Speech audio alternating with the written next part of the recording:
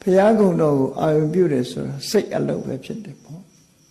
စိတ်အလုပ်ဖြစ်သည့်အတွက်ကြောင့်ဘုရားကုံတော်ကိုအာရုံပြုရင်ဘာတွေတိုးပွားလာတယ်လဲလို့ဆိုရင်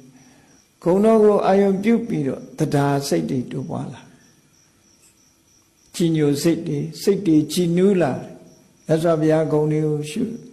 ပွားရင်နဲ့တရားတရားတွေကတိုးတက်လာတယ်ဟောတတိတွေကလည်းပဲဘုရားကုံတော်မှာအာယုံပြုနေတဲ့တတိတရားတွေဟာလည်းတိုးပွားလာ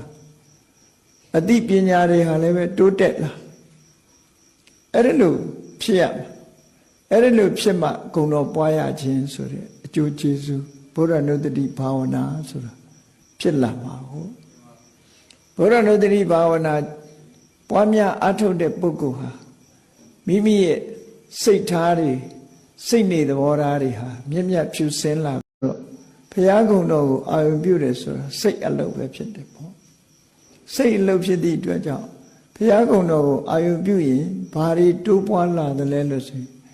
ဂုံတော်ကိုအာရုံပြုပြီးတော့တရားစိတ်တွေတိုးပွားလာကြီးညိုစိတ်တွေကြည်နူးလာမြတ်စွာဘုရားဂုံတွေကိုရှုပွားရင်နဲ့တရားတရားတွေကတိုးတက်လာတယ်ဟောတတိတွေကလည်းပဲဘုရားကုံတော်မှာအာယုံပြုနေတဲ့တတိတရားတွေဟာလည်းတိုးပွားလာအသိပညာတွေဟာလည်းပဲတိုးတက်လာအဲ့ဒါလို့ဖြစ်ရမှာအဲ့ဒါလို့ဖြစ်မှကုံတော်ပွားရခြင်းဆိုတဲ့အကျိုးကျေးဇူးဘုရားနုတ္တိဘာဝနာဆိုတာဖြစ်လာမှာဟုတ်ဘုရားနုတ္တိဘာဝနာ